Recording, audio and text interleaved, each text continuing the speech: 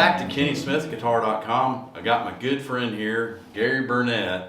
We're here at the B3 Vintage Carolina Asheville show, and I want to say this is what a treat it is for me to be here. I set up my booth here for my KennySmithGuitar.com, and man, there is tons of old vintage guitars here, and it's because of this guy right here that's promoted these great guitar shows, and this is one that's been on my bucket list for a long time, and we finally had the good fortune of being able to set up. But man, tons of people here, and tons of old acoustic guitars. This is one that, like I said, I've been wanting to come to this guitar show for a long time.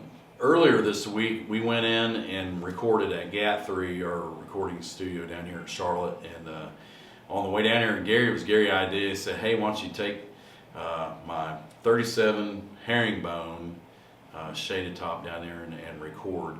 And I took him up on it, and man, what a treat it was for me to record with this guitar. It's one of the best guitars I've ever had my hands on, and we got Gary here. I want him to tell us a little bit about how you got the guitar, or when you first heard of the guitar, when you got it, Gary. Well, welcome to the guitar show. Oh Kenny. man, I'm in. We're privileged of having you. I'm telling you, it's like a privilege. Disneyland for me. I tell you, it's like for me, I just live for this stuff and these old guitars. And but man, tell us a little bit about this guitar.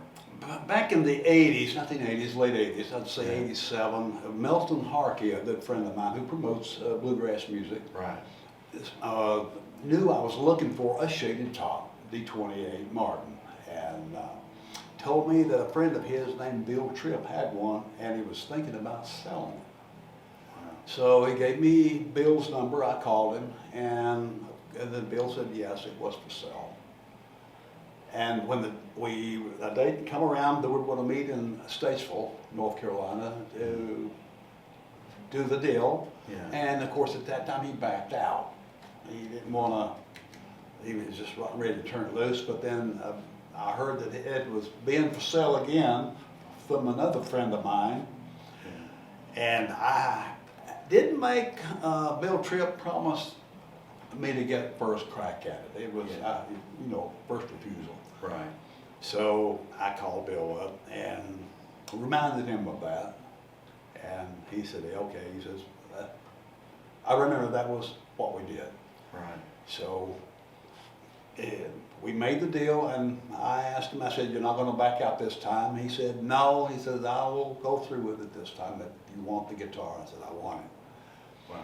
And so we met in Statesville. I just flipped the case open, saw that it was what I wanted, just hit the strings one time and shut the case back, handed him the money. I got in my truck as quick as I could with it and made a beeline home. I wanted to make sure that I got the guitar. Yeah. So you'd already played it the first time. No. You never played it the first time? No. Never had played it the first No time. kidding. Wow. It's just, but I knew 37 D20 Herringbones were good guitars anyway. But Right. a shaded top, you really scarce. And I was always looking for, at that time, I think people looked at them as the underdog, but I looked at them as scarce. And Yeah. to me, it was a custom color, so it's certainly worth going after. I tell you, I never saw one of these guitars when I was a kid. I always saw them in, like my dad had an Opry souvenir book, and some of the Opry stars would have, a shaded top, or occasionally you would see somebody on TV playing them. They were just rare, and especially a Martin. Now the Gibsons, it's just kind of a normal thing, but the Martins, I don't remember anybody that I run up on when I was a kid that had Me them. neither. It was always, like a cowboy or something that, you might occasionally see like an 8 to 10 picture of somebody, like a cowboy that had one, but I never saw one. But man, I tell you, this guitar in the studio was amazing. It had, I've always loved the chord sound of the Brazilian rosewood. There's certain chord colors, I call them, that Brazilian adds to that chord when you're playing it. But man, this guitar, is so balanced. That's one of the best things about playing this thing. It had the mid-range and kind of that separation, you know, that a D18 has, but it has that color sound of the chord.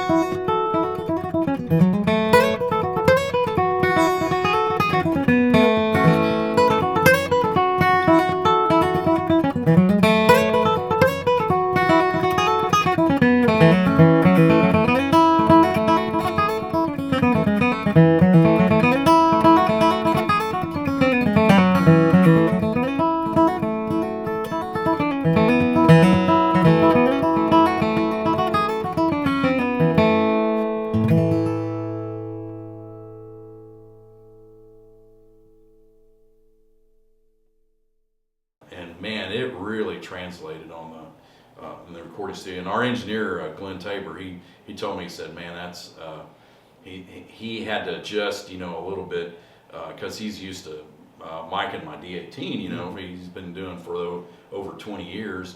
And but man, he was really it was something new for him to kind of, you know, hear and you know, to get the right sound and everything like that. He had to tweak a little bit, but he said, man, this guitar's really got a great range, you know. And but man, it really turned out great. So you've had this guitar since when do you think? I'd say late '87.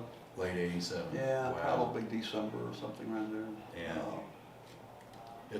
It's amazing. Amazing guitar. I was just so happy to after we got down in the studio and the first chord when we hit in the thing, I was like, wow, this is you know, like Glenn says, man, this is gonna be special. And it really, we cut 5 songs, and I'll tell you, it's amazing guitar. And Gary, thank you for letting me borrow, and thanks for telling us a little bit about the guitar. And we're gonna get back to the guitar show. I know you're busy with this thing, because I know, but you know, putting this guitar into a master's hand that knows how to play, it needed a chance to sing. Oh, and wow. And that was a good way to do it. Oh, well, I appreciate it, Gary. So, and I wish you all the success with your music, because you're great. I mean, thank you. You and your wife Amanda, you guys are #1. So, well, what can I say? Well, I want to publicly thank you for Gary also owns the guitar, the 33 Shaded Top that I borrowed for my solo album Return, and the AJ, which that was a great what an opportunity for me to have those on my solo project. Those guitars, like Glenn said, man, I have my 35 D18, the AJ, the Prototype, and then the 33 Shade Top. And those guitars, man, it made the project, because we had these all these tunes, and we got to hear it. And I like to say, I don't know how many projects that's got like those old guitars, but I love that stuff. I love those old guitars. Well, that album of Return is a killer. Man. Killer. I mean, it really is first class. What can I say? Yeah, well, I appreciate it. And like I say, and this one won't be the same with you. Well, yeah, I tell you what, when you hear this thing, man, it made me totally play different. This guitar did. Why don't you show them? All right, I'll play something. We'll play a little bit of something while we're here.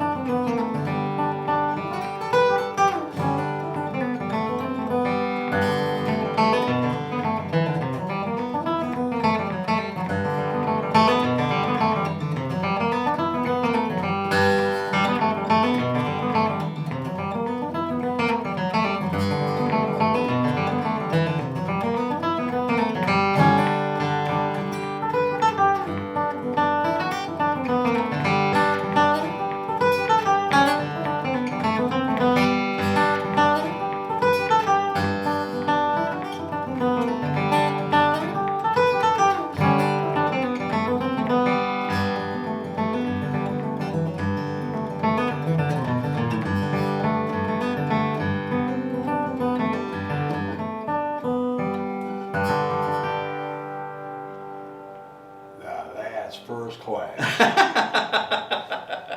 1937. Herringbone. Man, thanks, Gary. Appreciate you. You're certainly welcome, Ken.